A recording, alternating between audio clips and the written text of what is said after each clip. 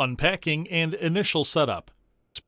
Upon opening your PixBlaster, the first thing you will find is a bag with a PixBlaster labeled USB drive, USB cable, and some embossed samples. Under the bag is your PixBlaster Embosser wrapped in plastic and packing foam. Also in the box is a bag containing everything you need for the PIXie. This bag contains the PIXie, a power adapter, and a PIXie labeled USB drive. The last two items you'll find are a power cable for the PixBlaster in its own bag and a speaker in its own box.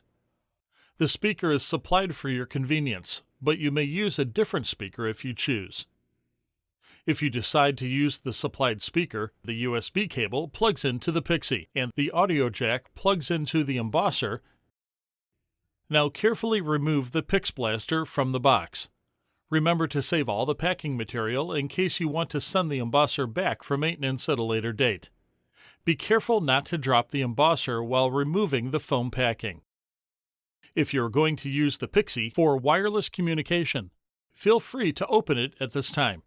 Along with the PIXie and power supply, you will find a PIXie labeled flash drive that is used for resetting the PIXie. Now that everything is unpacked, open the rear lid to the PixBlaster. The first step with the Embosser is to unscrew the shipping bolt. This is marked on your Embosser with blue tape. Once the shipping bolt is removed, place it in the storage clips. The shipping bolt is used to keep the printer head stationary during shipping. Now you can adjust the paper feeder. One side of the paper feeder does not move, while the other side is capable of moving once the adjuster clip is flipped up. Slide the paper feeder into the desired position for your paper size. Place the paper in the stationary feeder first, and then the free-floating feeder. Once the paper is inserted, lock down the adjustable paper feeder with the clip.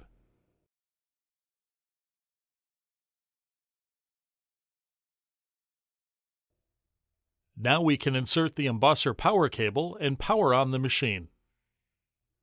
Also, plug in the USB cable into the Embosser. This port is found on the right-hand side when facing the Embosser. If you don't need a Bluetooth or Wi-Fi connection, you can plug the USB cable from the Embosser directly into your computer. For wireless communication, finish setting up your PIXie. Insert the PIXie's power cable into the PIXie and insert the USB cable from the Embosser into the PIXie. If you need to reset your PIXie for any reason, plug the USB drive labeled PIXie into the PIXie and wait for the lights to stop flashing. It is important to remove the USB drive, otherwise the PIXie will continue to reset after reboot. It's a good idea to unplug the PIXie and re-plug the PIXie power cable after a reset. On the top of the Embosser, you will find a QR code that leads to the product page for the PixBlaster, and 4 buttons labeled Menu, Up, Down, and Cancel. If you need to ship your Embosser back for maintenance, you will need to reinstall the shipping bolt. You may need to tilt the Embosser gently to the side with the buttons until you hear a sliding sound to allow complete insertion of the shipping bolt. Remove the shipping bolt from the storage clips and screw it into its original location. For more information, visit us at aph.org/product/PixBlaster.